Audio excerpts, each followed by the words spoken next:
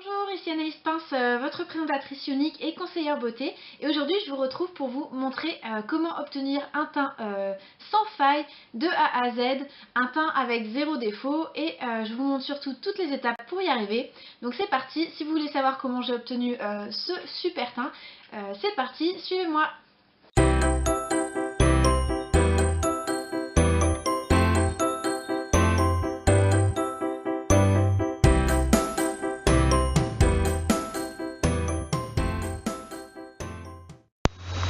Et c'est parti, je commence par m'accrocher les cheveux pour avoir le visage bien dégagé.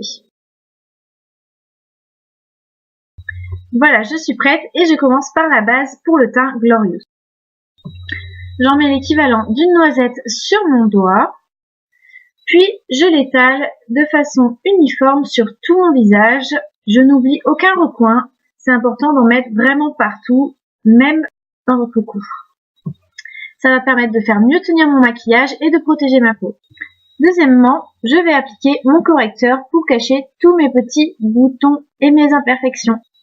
J'en prends à peine la taille d'un petit pois que je pose sur le dos de ma main. Puis je viens prélever de la matière avec mon pinceau et je viens tout simplement le déposer sur mes boutons et toutes les imperfections que j'ai envie de camoufler, que ce soit des boutons, des cicatrices, des rougeurs.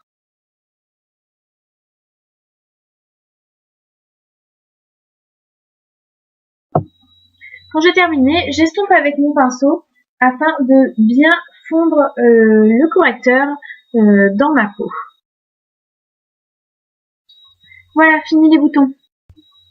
Troisième étape, je vais appliquer mon fond de teint liquide à l'aide de mon pinceau spécial fond de teint liquide. Pour exploiter au mieux le fond de teint liquide, je le secoue avant d'utiliser afin de bien mélanger toutes les phases du fond de teint. Puis, avec la pipette, je prélève 5 gouttes que je viens déposer sur le tour de mon pinceau. Voilà. Ensuite, pour venir l'appliquer, je tapote d'abord légèrement la matière afin d'en déposer un maximum sur mon visage. Puis, je fais des petits ronds pour étaler au mieux le fond de teint liquide. Je passe plusieurs fois au même endroit et je fais un maximum de petits ronds. Je n'hésite pas à tirer la matière vers mes tempes, vers mon cou, quitte à en mettre sur mes oreilles et même légèrement sur mes cheveux. Ça ne se verra pas. Le plus important est de bien étirer la matière et de bien passer du temps à mélanger. Et voilà, maintenant mon teint commence à être vraiment uniforme. Je passe à l'étape 4. Je vais venir appliquer mon anti-cerne. Pour ça, je prends mon correcteur et mon pinceau, ainsi qu'une éponge afin de bien étaler. Je reprends mon petit poids de correcteur et je viens appliquer mon anti-cerne en triangle, juste en dessous de mes yeux, mais je n'hésite pas à descendre jusqu'au bas du nez pour la pointe de mon triangle. Ensuite, je tire la couleur avec mon pinceau.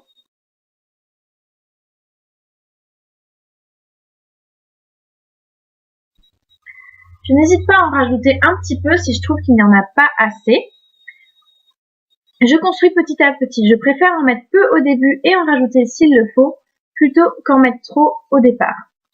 Je fais pareil de l'autre côté. Je fais également le dessous de mes sourcils afin de bien les dessiner. Ensuite, je prends mon éponge, bien imbibée d'eau, et je viens bien étaler le tout pour avoir un résultat parfait. J'applique également du correcteur sur l'arête de mon nez afin d'illuminer, sur le début de mon front, mon menton, et je viens surtout bien mélanger le tout. Et voilà, un début de contouring au top. Mon visage est bien illuminé. Maintenant, je vais passer à l'étape 5. Je vais appliquer une poudre compacte pour venir matifier mon visage. Pourquoi? Parce que j'ai le visage assez gras sur la zone T. Et pour un résultat impec, je préfère appliquer une poudre compacte. Ce n'est pas obligatoire, mais je préfère en appliquer sur tous les endroits où j'ai tendance à avoir la peau grasse en fin de journée. Ce fond de teint compact est très pratique parce que je peux le mettre dans mon sac à main et en remettre de temps en temps quand je sens que j'ai la peau un peu trop grasse. Il est aussi top parce qu'il me fait une vraie peau de porcelaine. Je passe à l'étape 6 qui est l'étape bronzer. Je vais venir mettre du bronzer sur mon visage afin de structurer un petit peu mon visage.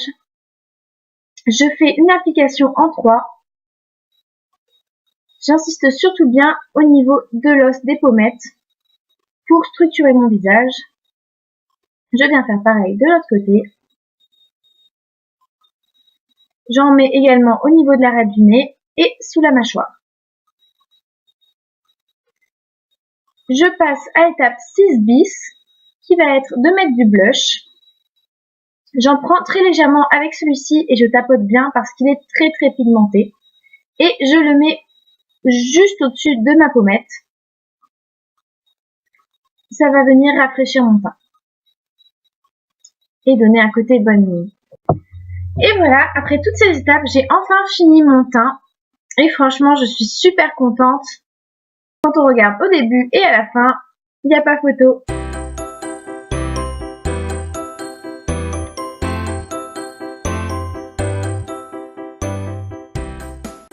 J'espère que la vidéo t'a plu. Tous mes produits sont disponibles à la vente sur mon site. Et si tu as besoin d'un conseil, tu peux me contacter par Facebook ou par email. À bientôt!